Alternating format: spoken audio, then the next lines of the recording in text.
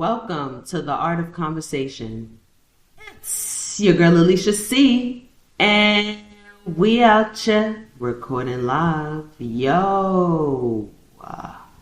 Happy Sunday, everyone. Good morning. I hope you're feeling soulful this Sunday. Yes.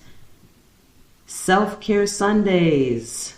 In fact, self-care Saturdays. Self-care period. All in favor of self-care, say I. The title of today's episode is Self-Care. According to Oxford, self-care refers to the proactive actions individuals take to preserve and improve their physical, mental, and emotional well-being. It encompasses a wide range of activities that prioritize one's overall health and happiness. So, with that being said, what do you consider self-care? What does that look like for you guys? I mean, in your own opinion, what constitutes self-care? Why is it so important?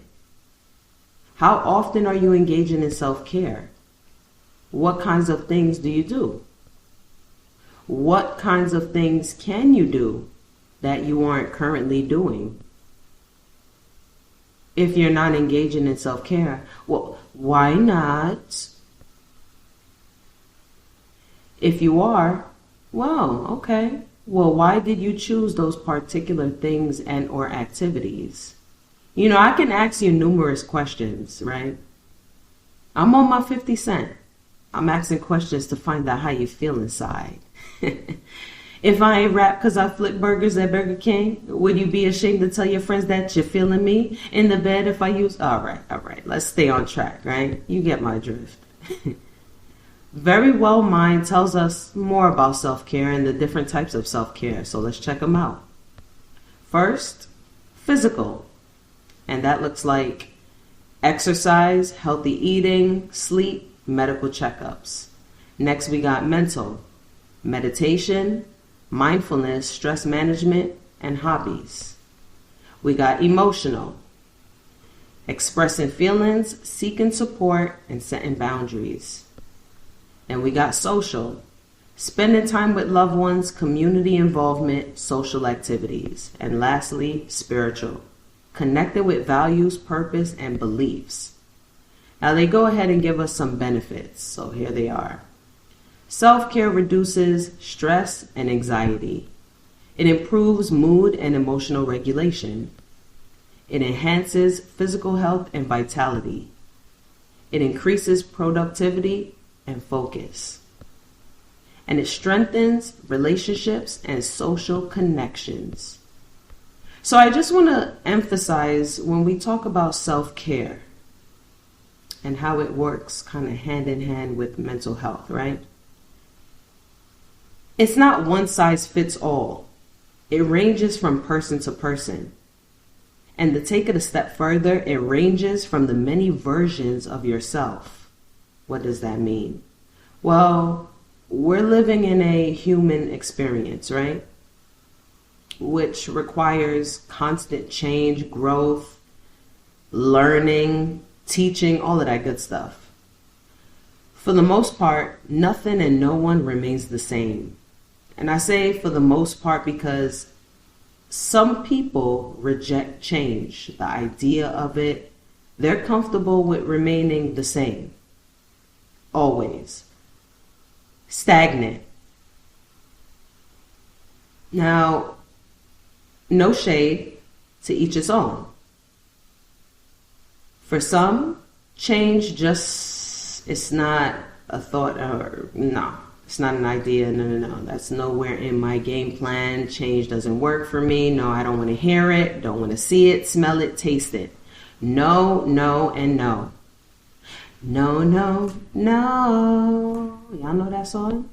You don't love me. Yes, I know now. Tell the people sing. All right. Let's stay on track. So we grow, we learn, the world around us change, and we change. As you grow, you change. Some of your interests will grow and change. Your needs will change. Your wants will change, etc., X, Y, and Z. When we think of self-care, And we relate back to, okay, one size does not fit all. So you're continuously personalizing your self-care routines as they're in accordance with the stage you yourself is presently at. It requires you to take a moment. You need to identify your needs.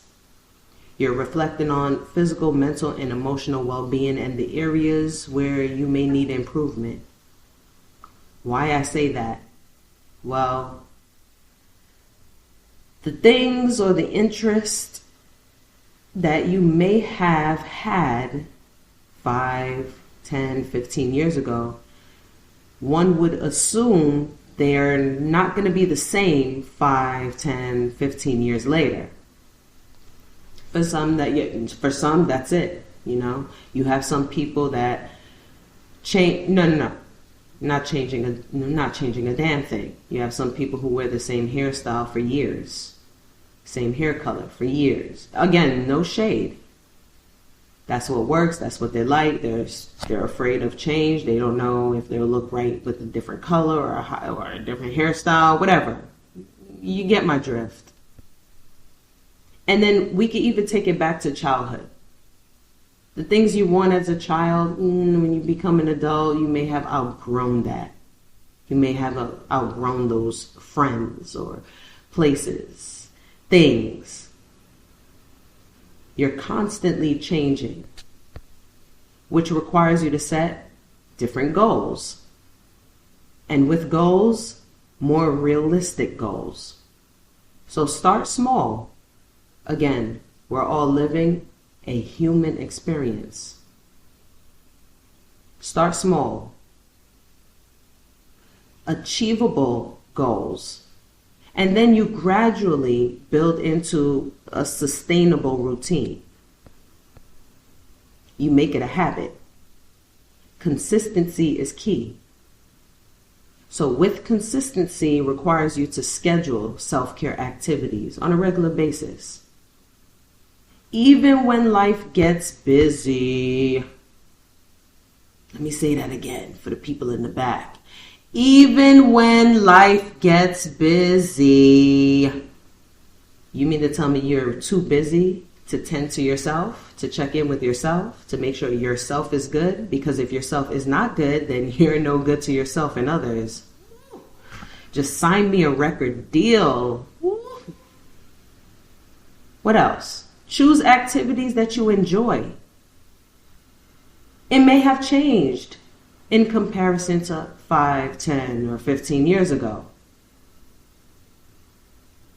You'll discover, okay, this is not something that would have piqued my interest 5, 10, 15 years ago, but I'm interested now.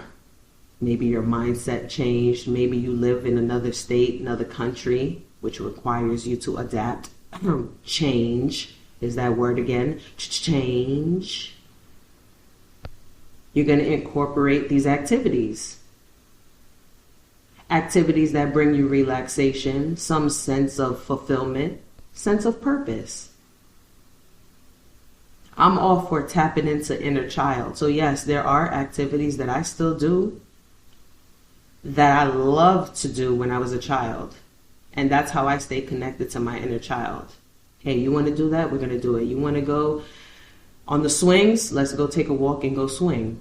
I don't care if my feet drags on the floor. This is what she wants to do. She's going to do it. And it's going to bring me some sense of fulfillment. Okay? That's just an example.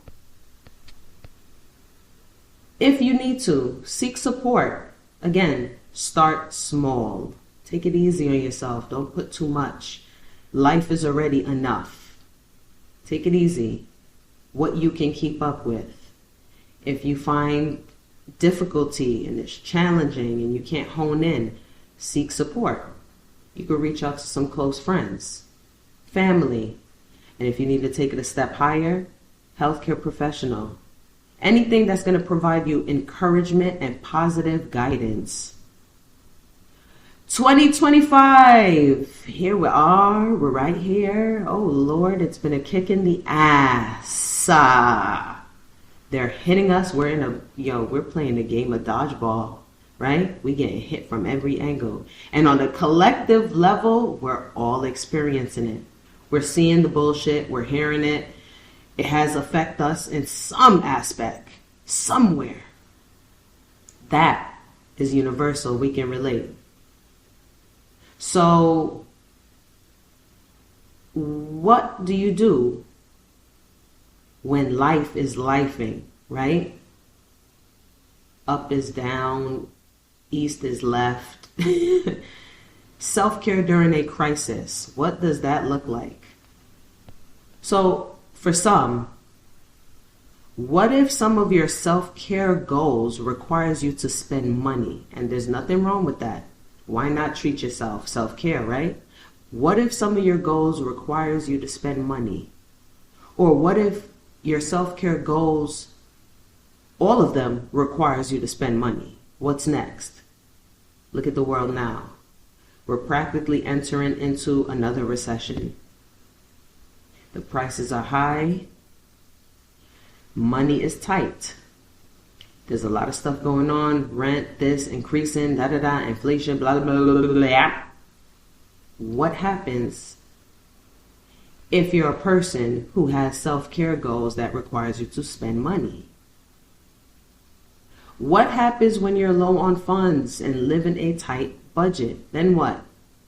So you just stop? No more self-care? That's it? Oh, well, when I have the extra money, when I have the money, I'll. No, absolutely not. When you have the money, that's when no. You go back to the drawing board and you go within and figure out what other things you like to do or will bring you that sense of fulfillment, purpose, and relaxation. Disconnect. Reconnect back to self. Disconnect from the world. Reconnect back to yourself. Breathe life back into yourself. That's cost effective now. Remember, self-care is the mechanism, quote unquote, prevention. What is it preventing you from? Self-neglect. Find other ways, other methods, other things until you're able to spend that extra money, if need be. Just an idea, just a thought, food for thought.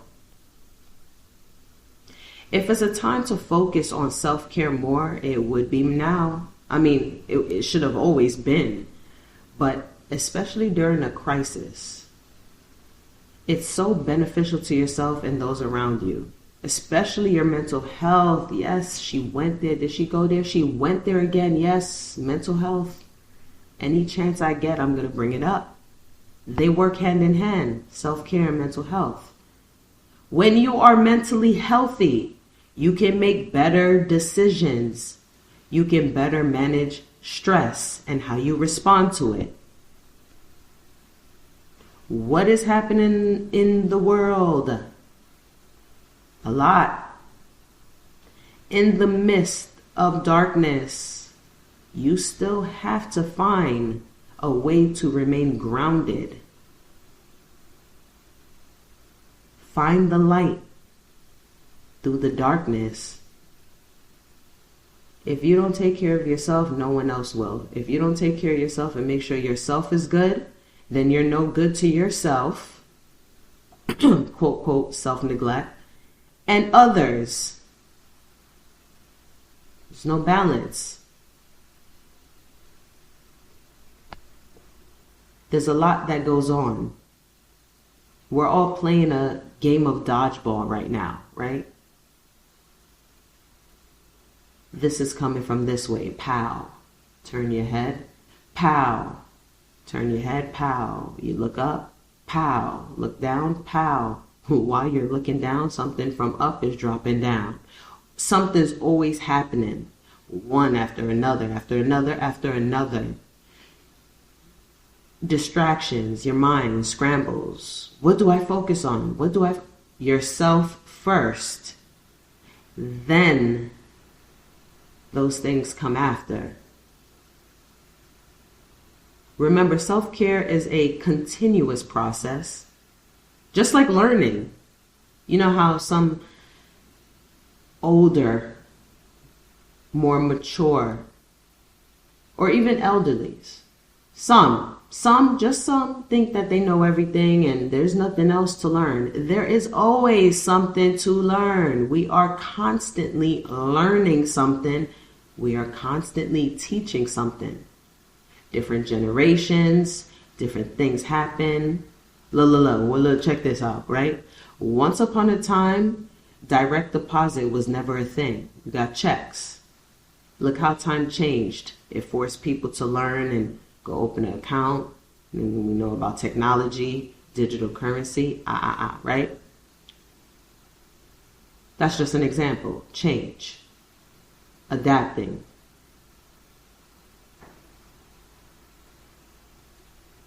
It's a continuous process.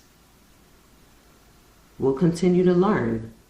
There are things that the younger generation can teach us. Your kids, your nieces, your nephews, your cousins, your siblings. They're going to teach you things that they've learned. That's a part of their world. There's things that we can teach the younger generation that is and was a part of our world that we learned. And we could also teach those elderlies or our parents, the aunts, the uncles, the grandparents, you know what I'm saying? And there's things that they've taught us. And there's things that we got to teach them. And there's things that their parents, their elders, their grandparents, their had to teach them and they taught them. You know, it's a cycle, constantly, continuous. You're going to always learn. You're going to always teach, right? So it's the same thing with self-care. It's continuous. You're going to keep doing it. And as you grow, your mindset changes, if you allow it to. You're not going to be in the same place. Some people, yes, they choose that. And hey, to each his own, once again. But for those who are open to it, the same things that you once liked, you may have outgrown. And it doesn't mean that you develop this dislike. It's just, I've done this thing so much, you know, I love it. Okay, I got it down packed, but I want to challenge myself. Let me see what other things, because I'm pretty sure there's, you're going to have more than one thing that interests you. Come on. There's a time and place for everything. All right. Here's another example. Maybe you're someone who loved to garden. Maybe 5-10 years ago, that was your thing. You still love it, but you develop a liking to cooking and baking. So now that's your go-to.